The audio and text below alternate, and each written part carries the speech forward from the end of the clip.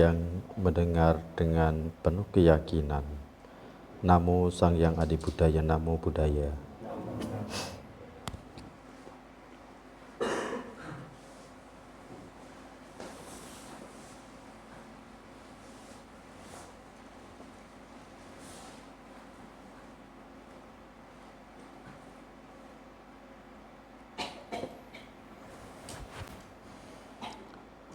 Bapak Ibu Pandita dan sahabat Dhamma, di minggu ini dan selanjutnya kita akan membahas beberapa topik penting ya, yang saya kira ini perlu dipahami bersama. Di dalam Buddha Dhamma, bahwa umat perumah tangga ini sangat memegang peran penting dalam menjaga kelangsungan ajaran Buddha. Kehadiran umat perumah tangga tidak hanya berfungsi sebagai pendukung kebutuhan material sangga, tetapi juga sebagai pelaksana dhamma dalam kehidupan sehari-hari. Ini catatan penting sekali, bahwa peran perumah tangga itu secara fungsi bukan hanya sebagai pendukung dalam urusan materi untuk sangga, tetapi ada hal yang sangat penting yang akan membawa pada apa yang menjadi tujuan Dhamma, ialah ia menjadi pelaksana atau pengamal Dhamma dalam kehidupan sehari-hari. Ini hal yang penting sekali, yang artinya bahwa ada hal yang lebih penting daripada satu tahap tertentu dalam hal ini sebagai fungsi. Gitu. Ada hal yang lebih penting. Yang pertama, mendukung sangga dalam menyokong sangga. Gitu. Yang kedua adalah mempraktikkan dhamma. Secara fungsi ini menjadi sebagian yang sangat penting sekali. Nah,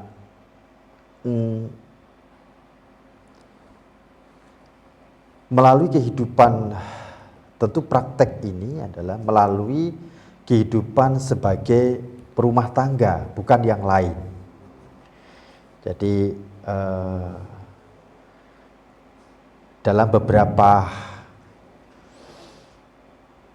diskusi seringkali masih ada banyak yang sulit untuk memahami, bahkan seakan-akan dhamma itu hal yang jauh dipraktekkan dari kehidupan nyata. Artinya dalam kehidupan sehari-hari, dalam kehidupan duniawi. Padahal tidak demikian, justru dhamma itu digunakan untuk memahami kehidupan duniawi, agar tidak terjebak dalam bahaya-bahaya yang ada di sana gitu loh. Bukan arti menjauhi, dalam arti menjauhi kehidupan duniawi, praktek seperti ini lebih kepada sisi pengendalian terhadap hal-hal duniawi yang akan membuat kita jatuh gitu. Ini yang penting sekali. Jadi perlu dipahami dengan apik hal seperti ini. Jadi melalui kehidupan berkeluarga, bekerja, bermasyarakat, dan menjalankan berbagai tanggung jawab duniawi, bahwa perumah tangga memiliki kesempatan untuk mewujudkan nilai-nilai dharma secara nyata dalam setiap aspek kehidupan. Nah, jadi nilai-nilai ini yang penting, yang Buddha katakan sebagai permata. Nah, maka di dalam kesempatan ini ya, dan berikutnya akan membahas beberapa sub-sub pokok ya, terutama yaitu berkaitan dengan perumah tangga permata atau upasaka permata. Ini penting sekali untuk dibahas agar ini menjadi satu orientasi bagi Anda, gitu, memahami bahwa praktek berumah tangga itu juga akan mengarah kepada kebahagiaan-kebahagiaan dalam nilai-nilai dhamma, gitu. Namun demikian, Buddha tidak pernah menilai kualitas seseorang berdasarkan kedudukan sosial, tingkat pendidikan, kekayaan, jabatan, ataupun banyaknya aktivitas keagamaan yang dilakukan. Buddha menggunakan ukuran yang jauh lebih mendalam daripada sekadar penampilan lahiriah. Beliau menegaskan bahwa kualitas batin merupakan tolok ukur utama. Jadi kualitas batin yang dikatakan seseorang itu sebagai perumah tangga yang baik dan tidak baik itu adalah tolok ukurnya adalah kualitas batin yang menjadi kemuliaan seseorang. Kemajuan spiritual tidak ditentukan oleh apa yang tampak dari luar, melainkan oleh kondisi batin yang menjadi landasan setiap pikiran, ucapan, dan perbuatan. Jadi kalau kita mengacu pada pemahaman ini dan juga khotbah Buddha yang disebut sebagai khotbah mengenai upasaka candala atau upasaka atau perumah tangga tercela, gitu, di mana Buddha di sini mengklasifikasikan kualitas umat perumah tangga ini dalam khotbah ini membedakan dalam dua jenis. Jadi Buddha mengklasifikasikan dalam dua jenis. Yang pertama adalah perumah tangga tercela yang disebut sebagai upasaka candala. Yang kedua adalah sebagai upasaka ratana atau sebagai perumah tangga permata. Buddha mengklasifikasikan ke dalam dua ini tentang jenis kualitas daripada perumah tangga, di mana perumah tangga tercela adalah umat yang secara lahiriah tampak menjalankan kehidupan beragama, tetapi tidak membangun kehidupannya di atas keyakinan benar, moralitas dan pemahaman yang benar terhadap hukum karma. Ini yang dikatakan perumah tangga tercela, yaitu umat yang secara lahiriah tampak menjalankan kehidupan beragama, tetapi tidak membangun kehidupannya di atas keyakinan yang benar, moralitas dan pemahaman yang benar terhadap hukum karma. Kedua, yaitu perumah tangga permata, yakni umat yang menjadikan keyakinan, moralitas, kebijaksanaan, dan pandangan benar sebagai fondasi kehidupan. Jadi dua hal yang berbeda. Dua hal yang berbeda. Maka perbedaan ini tidak dimaksudkan Buddha melakukan klasifikasi ini ya, itu bukan sebagai bentuk penghakiman, bukan. Atau pelabelan terhadap individu tertentu begitu karena bentuk penghakiman begitu, tidak ya. Dalam hal ini yang dimaksud sebagai perumah tangga tercela yang dikatakan oleh Buddha sebagai yang mereka ini dikatakan bahwa terlihat secara lahiriah dia ini beragama gitu, tetapi tidak di atas keyakinan yang benar gitu, moralitas dan pemahaman yang benar. Nah, sebaliknya Buddha menyampaikan pengajaran ini sebagai sarana refleksi. Jadi kembali ini bukan untuk satu penghakiman tadi pada satu individu, bukan, tetapi materi ini nanti atau khotbah ini akan menjadi satu cerminan bagi kita. Ya, cerminan bagi kita bahwa maka dikatakan sebagai refleksi dan evaluasi diri. Ya. Setiap umat diajak untuk bercermin pada kualitas batinnya sendiri. Oleh karena itu tujuan utama dari khotbah candala gitu ya, khotbah candala, bukan untuk menilai orang lain, melainkan untuk memahami arah perkembangan spiritual diri kita. Nah, di sini nanti ya, dengan memahami khotbah Buddha yang satu ini, kita artinya Anda akan paham, Anda ini sebagai perumah tangga ini saat ini berada di kualitas yang mana, kualifikasi yang mana. Apakah sudah berlandaskan keyakinan yang benar, moralitas, begitu, dan hukum karma atau tidak? Ini penting sekali. Ini penting sekali. Nah, ini nanti akan menjadi satu ukuran bagaimana Anda itu sebagai berumah tangga melihat, gitu. Maka sekali lagi penekanannya di sini bukan sebagai penghakiman, tapi sebagai cermin diri. Maka lebih jauh, Buddha menunjukkan bahwa kehidupan beragama tidak selalu sejalan dengan pertumbuhan kebijaksanaan. Kehidupan beragama itu belum tentu sejalan dengan pertumbuhan kebijaksanaan seseorang, gitu loh. Karena apa? Seseorang dapat rajin menghadiri upacara keagamaan, aktif dalam berbagai kegiatan dharma, bahkan dikenal sebagai umat yang taat, mungkin seperti itu. Tetapi terjebak dalam pandangan keliru. Keliru apabila kehidupannya masih didasari pada takhayul. Ini penting sekali ini.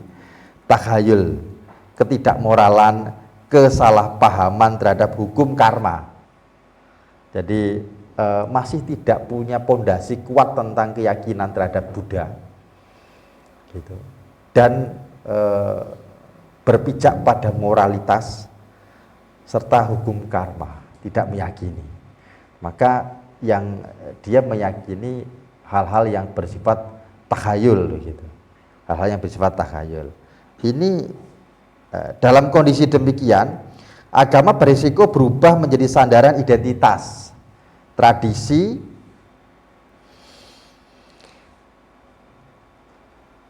dalam kondisi demikian agama berisiko berubah menjadi sandaran identitas, tradisi, atau kebiasaan sosial yang tidak menghasilkan transformasi batin. Jadi yang dirubah itu sebenarnya bukan penampilan menjadi umat Buddha, gitu. Bukan penampilannya, tetapi orientasi batin, gitu. Orientasi batin ini yang dirubah, dan ini kan masih banyak terjadi di lingkungan yang kita yang masih seperti ini, walaupun ya artinya cukup rajin, ya bahkan dekat artinya mereka dengan sangga, gitu. Tapi memang perubahan batin ini bukan persoalan dia dekat dengan sangga, tapi bagaimana dia ini mampu membuka diri, gitu, untuk mengikuti instruksi ajaran. Ini yang paling penting, gitu. Itu yang paling penting. Nah, maka ini seringkali ini ada banyak sekali tentu di lingkungan kita. Namun sebaliknya, ketika seseorang membangun keyakinannya berdasarkan pemahaman yang benar, menjaga moralitas dengan sungguh-sungguh, serta mengarahkan kehidupan berdasarkan kesadaran terhadap hukum karma, Dharma akan menjadi jalan pembebasan yang nyata. Dharma tidak lagi sekedar dipelajari, dihafal atau dibicarakan, tetapi dihayati dalam wujud kehidupan sehari-hari. Nah, pada titik inilah seseorang umat perumah tangga mulai berkembang menuju kedewasaan batin yang sesungguhnya. Jadi transformasi diri itu menjadi bagian penting. Transformasi diri menjadi bagian penting. Maka untuk memahami ini sangat penting sekali ya. Nanti di materi berikutnya akan lebih jelas lagi tentang lebih detail perbedaan-perbedaan ini. Orientasi batin kita ini dikatakan sebagai upasaka itu seperti apa. Bahwa kalau kita mempelajari ini itu kita akan melihat diri kita ini pada posisi yang mana, gitu loh. Apa sudah betul-betul sebagai upasaka, udah betul belum, gitu loh, gitu. Dan ini menjadi bagian yang penting sutta ini ya, satu bentuk cermin kalau saya katakan memang sebagai satu cermin yang sangat menarik untuk melihat bagaimana orientasi batin seseorang. Karena hal-hal ini masih banyak sekali terjadi, dan itu mengapa juga kita masih banyak sering artinya memberikan satu kegiatan-kegiatan yang sifatnya masih entertain gitu ya. Karena itu tidak bisa, maka saya lebih merubah dari sisi cara pandangnya. Misalkan begini, yang sering saya sampaikan bahwa kita tidak bisa merubah budaya seseorang itu memberikan persembahan. Kita tidak bisa merubah budaya seseorang itu membakar dupa, pelita dan sebagainya, tidak bisa. Karena ini butuh kedewasaan. Ibaratkan begini,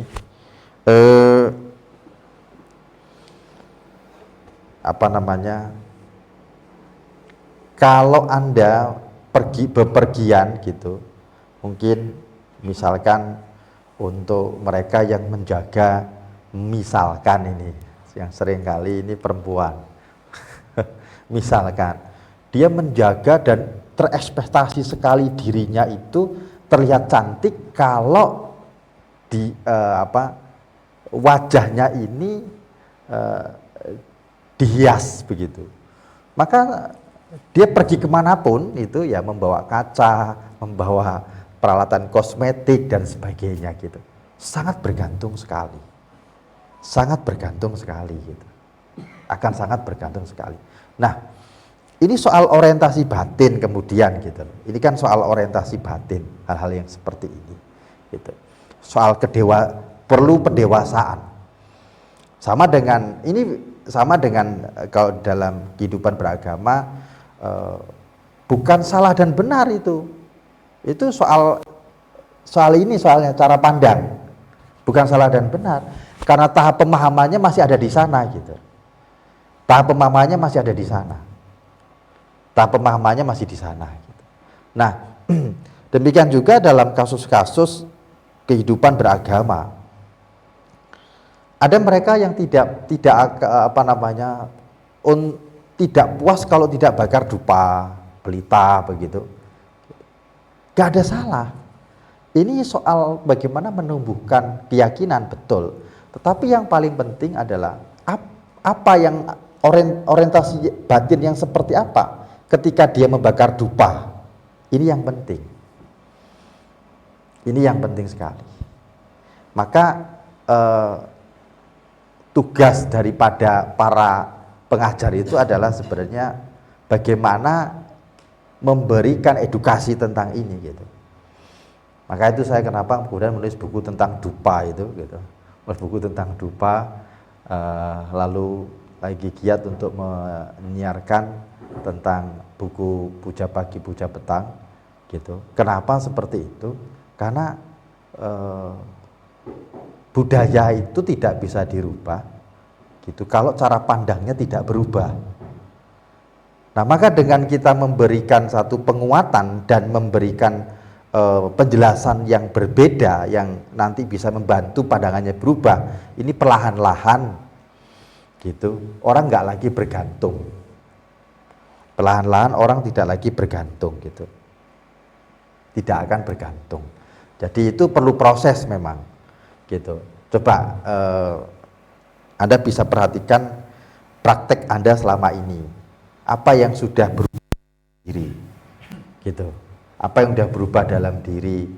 Misalkan hal-hal kalau dulu gelisah, cemas, Anda kemana gitu. Kalau Anda yang sudah mulai yakin pada karma gitu, yakin pada batin adalah sumber dari kebahagiaan, diri kita sumber kebahagiaan, maka orang sudah pada mulai mereka meditasi gitu. Tapi kalau mereka yang masih yakin kebahagiaan itu bukan dari pikiran kita, tapi dari sisi luar dan susah pun dari luar, maka dia tidak akan pernah duduk meditasi gitu. Nah, karena maka apa yang akan dilakukan? Dia akan melakukan praktek-praktek pemujaan. Pemujaannya pun bukan dalam bentuk reflektif, bukan dalam bentuk reflektif diri gitu, sebagai landasan aspirasi keluhuran, menuju keluhuran bukan, tapi lebih kepada permohonan, gitu, pada permohonan. Nah, perubahan-perubahan batin seperti ini tidak serta-merta dengan spontan, tidak serta-merta dengan spontan, gitu. Maka penting, landasan keyakinan itu penting sekali.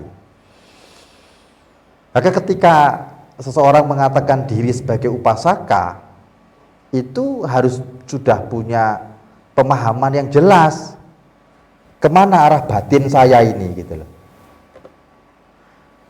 Kemana arah batin saya?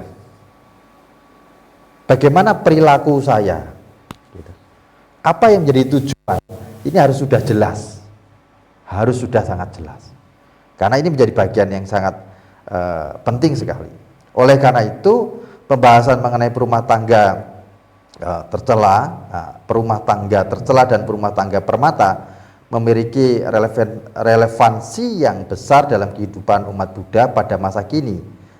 Karena apa? Di tengah arus informasi yang begitu deras, beragam kepercayaan yang berkembang, serta berbagai pengaruh budaya yang saling bertemu, setiap umat perlu memahami dengan jelas kualitas-kualitas yang harus dikembangkan dan kualitas-kualitas yang harus ditinggalkan. Tanpa pemahaman tersebut, seseorang dapat dengan mudah terjebak dalam praktek keagamaan yang kehilangan arah, tujuan, dan substansi. Baru-baru ini lagi viral itu di India, dan itu seorang pelajar, seorang akademisi, bahkan dia berhenti kuliah karena dia meyakini satu praktek itu bisa bertemu dengan Mahadewa, dan dia ingin sekali bertemu dengan Mahadewa yang dianggap sebagai pencipta dunia, dan dia ingin kemudian menyelesaikan penderitaan-penderitaannya, gitu. Maka dan dia menemukan satu metode yang diyakininya adalah tidak melakukan praktek duduk, jadi berdiri. Sudah 12 tahun ini dia berdiri. Sampai sekarang berdirinya itu dibantu dengan alat kayak meja begitu, digantung gitu, dia berdiri. Jadi kakinya ini sudah bengkak, dan sekarang beberapa relawan sudah membantu untuk mengobati kakinya itu, udah bengkak. Nah, karena tadi loh, ini kan persoalan cara pandang tadi loh, soal cara pandang.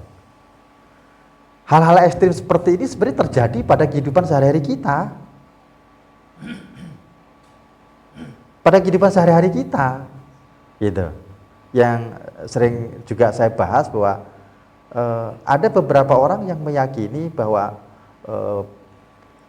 praktek vegetarian itu akan membawa mereka pada kesucian dan kelahiran di surga, bahkan mencapai nibbana, gitu.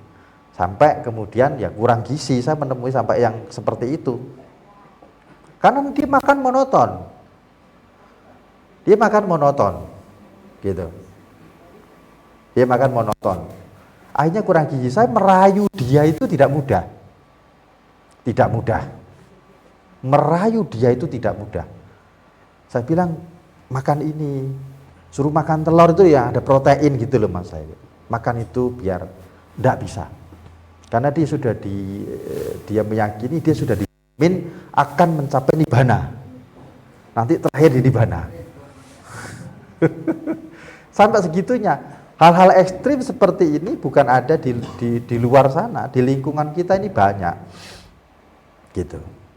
Bahkan ini cerita beberapa juga sudah tahu kan, gitu. Yang kapan hari kita mengobati siapa yang mak tua itu kan, itu saudaranya kita minta untuk menungguin saja, dia mati-matian tidak mau, karena dia sudah disumpah tidak boleh keluar dari sana. Dan dia sudah dijanji akan masuk surga. Dia tidak mau betul-betul itu. Tidak mau betul-betul. Saya bilang ini saudara kandung loh. Sampai saya minta bikinkan perjanjian kalau ada apa-apa itu kan. Jadi dia tetap kekeh dengan pandangan itu. Jadi ini soal orientasi batin ya, gitu loh. Soal orientasi batin. Maka mempelajari agama itu kan cara hidup, cara pandang. Kalau tidak terlibat dalam belajar, lalu berkelut dengan pandangan sendiri, sedangkan dia tidak cukup punya pengetahuan, memahami ajaran, gitu. Ya akhirnya terjebak dengan persepsi-persepsi sendiri, akhirnya, gitu. Dan sering terjebak dalam hal-hal ekstrim seperti ini. Ada yang bahkan mereka ini di lingkungan kita sendiri, bahkan itu ya orang Buddhis gitu. Bukan tidak gitu. Yang seperti itu gitu. Ada yang ya kemudian dia tidak tidur gitu. Ada yang bahkan meyakini bahwa dia membaca parita akan katanya terkirim ke atas gitu ya. Pandangannya begitu. Kalau menggunakan dupa yang wanginya seperti itu gitu loh. Ya tidak mau yang lain. Hanya itu dupanya yang dipakai.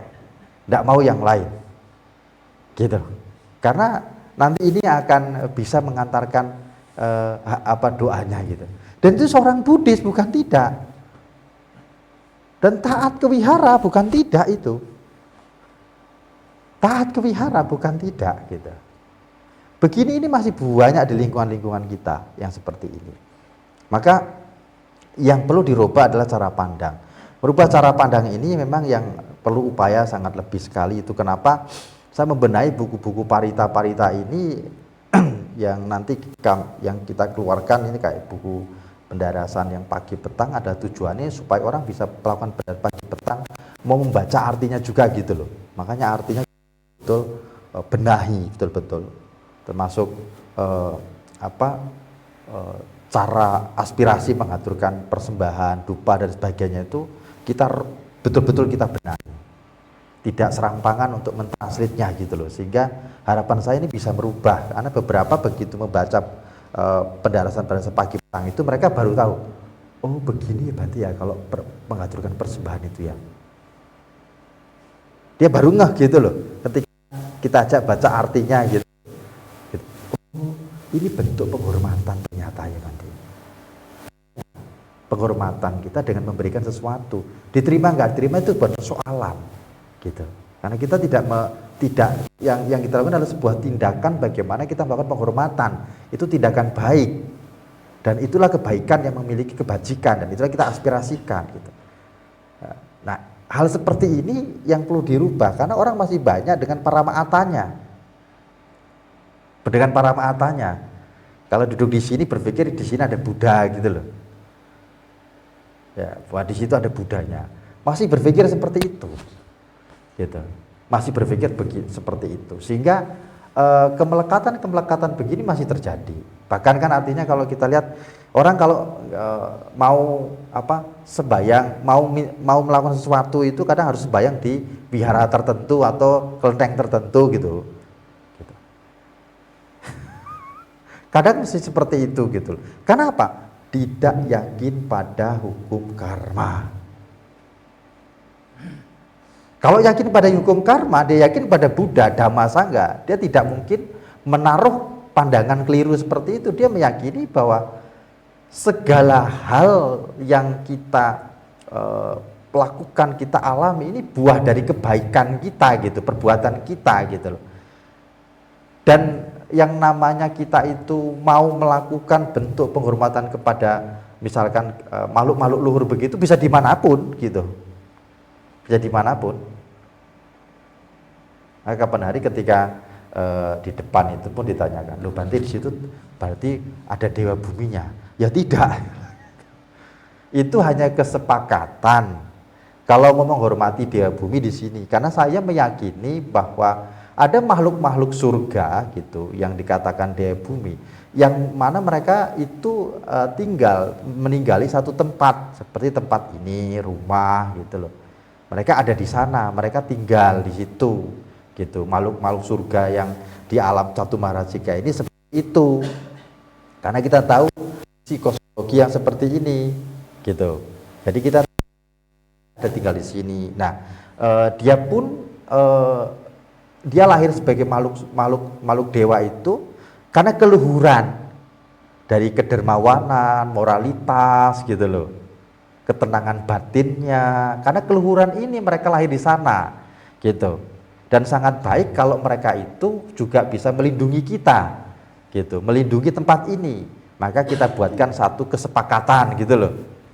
Satu kesepakatan di tempat ini, kalau kita mau memberi penghormatan kepada para dewa bumi yang ada di sini, bukan berarti dewa buminya di sana. Kalau kita berpikir ada di situ, itu akan membuat satu pandangan yang para ma'ata tadi, kelekatan pandangan terhadap sosok tadi itu jadinya.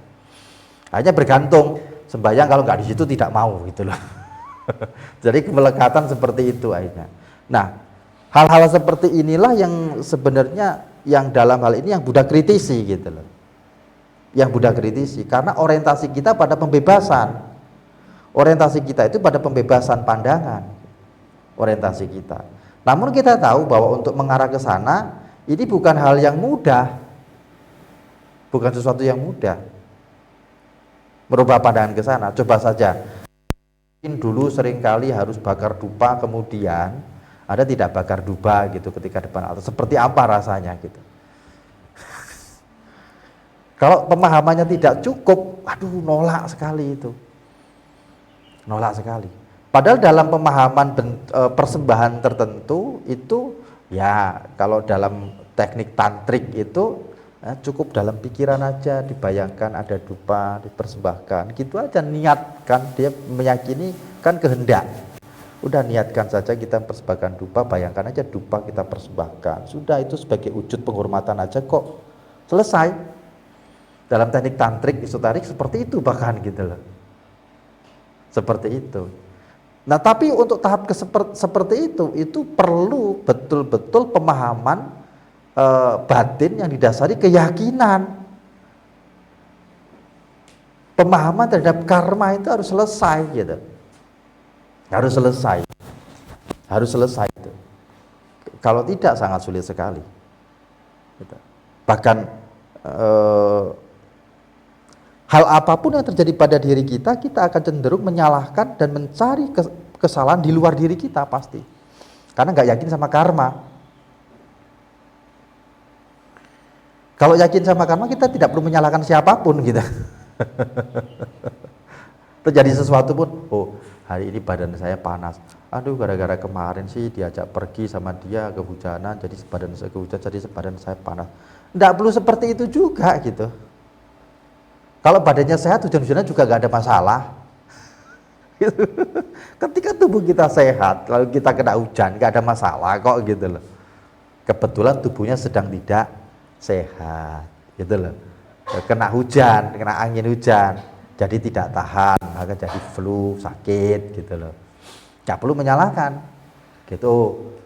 Jadi bagaimana berpikirnya? Akan berpikir, waduh, ternyata kemarin pas sekali tubuh saya ini ketahanan tubuh lagi lemah, pas diajak pergi, ya jadi kena flu, ya sudah. Dan kita akan berpikir bagaimana supaya nggak flu kan gitu. Nggak perlu menyalahkan si A, si B, menyalahkan diri sendiri. Aduh kemarin kok pakai ikut juga, aduh nyesal dan sebagainya. Nggak perlu. Hal-hal sederhana seperti ini menjadi satu ciri karakteristik dia seorang upasaka atau bukan. Karena itu menentukan banget dia punya keyakinan nggak pada hukum karma. Hal sederhana seperti ini saja gitu loh. Ketika kita berpikir seperti itu kan bebas pikiran kita ini loh. Tidak tertekan gitu. Enggak lagi berpikir penyesalan jenda gitu kan gitu. Wong enggak menyalahkan diri sendiri juga tidak menyalahkan siapapun. Oh iya. Nah, untung saja saya jadi tahu nih ketahanan tubuh saya lagi lemah ternyata. Kan malah begitu gitu loh. Wah, untung saja nih. Jadi tahu ternyata minggu ini saya agak ngantuk nih karena ketahanan tubuh saya lemah. Nah, perlu cek ini berarti gitu. Oh ya, habis saya ternyata rendah. Oh ya, ini kolesterol saya lagi tinggi, badan lagi gak enak sekali ternyata. Jadi tahu malah banyak hal yang harus diperbaiki dalam diri gitu. ketika orientasi batin itu, maka ini menentukan sekali dia sebagai seorang upasaka yang apa, gitu. Melalui uraian yang dibahas pada bagian yang nanti ya, kita akan melihat bagaimana Buddha menjelaskan 5 karakteristik yang menyebabkan seorang perumah tangga menjadi tercela, serta 5 kualitas luhur yang menjadikan seorang umat perumah tangga layak disebut sebagai perumah tangga permata.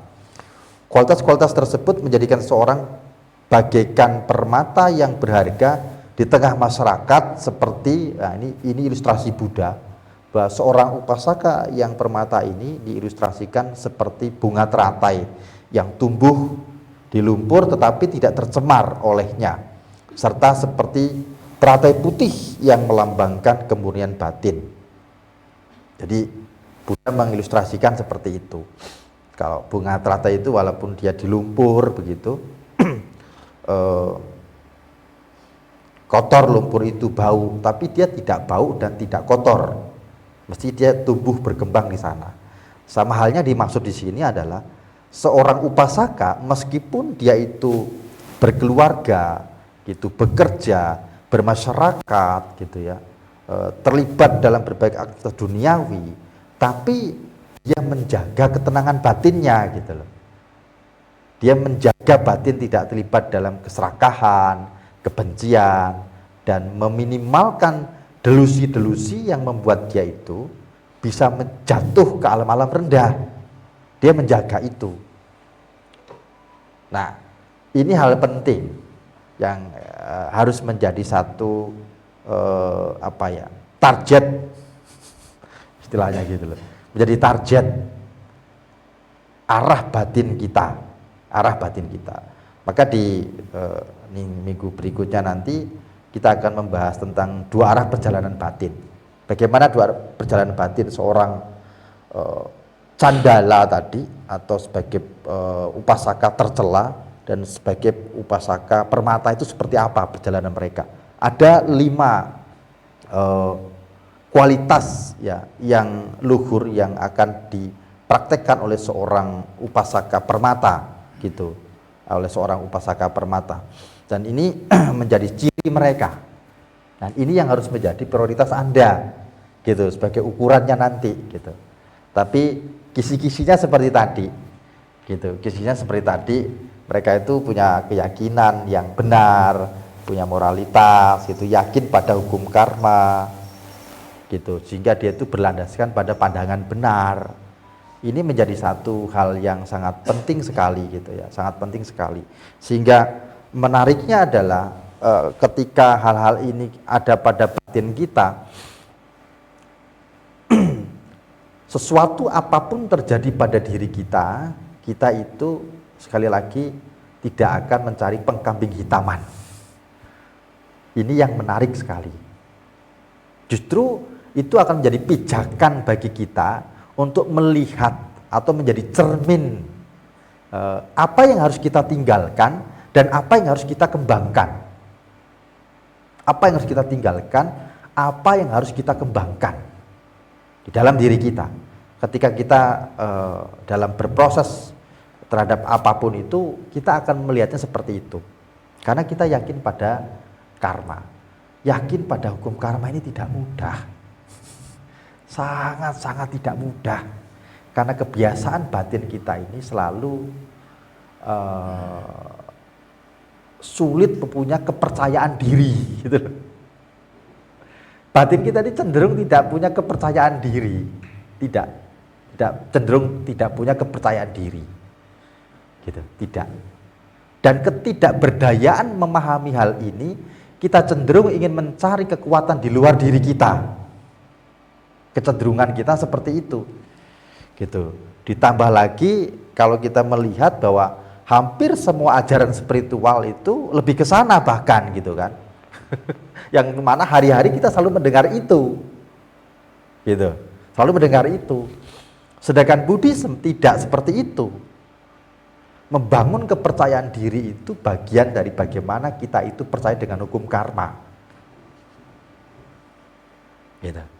Dan ketika kita percaya dengan hukum karma, itu akan mengarahkan hidup kita untuk lebih aktif, bukan pasif sebenarnya. Lebih aktif, kreatif. Gitu. Untuk bagaimana mengembangkan diri kita. Mengembangkan diri kita. Nah, ini sebagai pengantar untuk nanti kita itu memahami bagaimana kriteria dua arah perjalanan batin antara upasaka tercela dan upasaka permata gitu. Nanti di minggu berikutnya kita akan pahami 5 dari masing-masing dua perjalanan batin ini. Nah, saya berharap ini menjadi satu cermin penting, menjadi cermin bagi kita untuk kembali menata orientasi batin kita, sehingga ketika Anda mengatakan, oh saya sebagai umat Buddha, itu jelas arah hidupnya, itu jelas arah hidupnya, jelas kemana hidupnya, dan mengerti ketika ada persoalan harus ngapain gitu loh, itu paham. Ketika ada persoalan kita harus ngapain, itu paham. Maka kalau kita bercermin sama suta ini ya, bercermin pada suta ini, nah ternyata tadi hal-hal yang tercela tadi dalam perilaku yang saya katakan tadi, itu terjadi dalam lingkungan kita sendiri gitu loh. Itu mengapa tadi kembali bahwa upaya-upaya menghadirkan berbagai tatanan-tatanan itu, membenahi tatanan-tatanan mulai dari puja bakti, mulai dari buku yang digunakan, kita benahi terus revisi arti-artinya, ya tujuannya untuk ke sana. Dan terus diulang. Kenapa saya seringkali menekankan ya harus dibaca bahasa Indonesianya gitu. Harus baca bahasa Indonesianya, kenapa? Supaya tahu, karena saya tahu Anda pasti baca bahasa Indonesia ketika di wihara saja. Saya yakin namanya baca parita, baca bahasa Indonesianya hanya di wihara saja gitu loh. Padahal itu penting untuk dipahami. Nah, yang berikutnya nanti ya, saya sedang persiapkan, kita akan mengkaji satu persatu isi parita yang dibaca hari-hari itu. Lebih ke sana nanti pembelajaran kita itu akan lebih ke sana, sehingga harapan saya akan memperjelas orientasi batin kita. Itu. Ini hal penting. Sebagai tambahan sisi konteks ya, sisi konteks. Ada pandangan-pandangan yang bahkan begini, memahami misalkan 5 latihan saja. 5 latihan itu yang terakhir seringkali dipahami secara keliru. Boleh minum asal tidak mabuk gitu. Itu perdebatan terjadi gitu ya di kalangan akademisi dan para pandita. Saya di belakang ketawa sendiri saya. Itu para pengurus majelis dan pandita yang hadir kurang lebih 300. Perdebatannya seperti itu. Saya cuma, apa yang mereka pelajari gitu. Jadi tetap punya pandangan, loh di situ kan yang penting tidak mabuk, minuman yang tidak memabukkan. Ya kalau nggak mabuk nggak apa-apa. Nah, kenapa? Dia tidak memahami secara teks dan konteks. Gitu. Antara sura meraya itu, maja ini sudah berbeda. Ada 3 hal di sana. Minuman keras, artinya yang disuling, minuman memabukkan, dan zat-zat yang melemahkan kesadaran. Ada 3. Jadi bukan hanya minuman sebenarnya gitu loh. Zat apapun yang melemahkan kesadaran itu nggak boleh gitu loh. Tidak berorientasi pada minuman. Kenapa seperti itu? Karena penerjemahnya gitu loh. Karena penerjemahnya kan seperti itu. Minuman yang tidak memabukkan, titik. Padahal ada tiga pengertian di sana yang akan memberikan hal yang luas. Zat-zat yang melemahkan kesadaran, artinya apa? Yang membuat kita mengalami kegilaan. Kegilaan itu seperti apa? Ketergantungan. Merokok diantaranya. Ketika itu membuat ya ketergantungan, bahkan tidak hanya seperti itu artinya kan, hal apapun sebenarnya, maka ketika saya melihat Master Thich Nhat Hanh mendefinisikan hal ini sangat luas terhadap semua makanan, bahkan terhadap semua minuman yang kita itu mengalami ketergantungan gitu. Bukan hanya itu, lebih luas lagi bahkan terhadap handphone dan sebagainya. Beliau memahaminya sampai ke sana. Konsumsi indria yang membuat dia lekat, handphone dan sebagainya, itu pelanggaran yang kelima. Ketika beliau menerjemahkan ke sana, awal kali saya, kok gitu ya beliau ya gitu loh. Sampai saya saking penasarannya, saya bedah satu persatu kata itu gitu loh. Surameraya Majapahmada itu saya bedah satu persatu sama saya. Oh ternyata ada 3 pengertian ini. Gitu. Yang awalnya begitu belum menjelaskan itu secara konteks, di teks nggak pernah, karena selama ini yang kita baca di teks kan nggak pernah seperti itu, hanya pada tahapan minuman yang memabukkan gitu saja. Gitu. Begitu dikaji itu ada 3 kata yang memiliki pemahaman yang lebih luas gitu loh. Jadi minuman yang disuling atau katakan minuman keras gitu, dan minuman yang memabukkan, dan kemudian zat yang melemahkan atau membuat kelengahan kesadaran.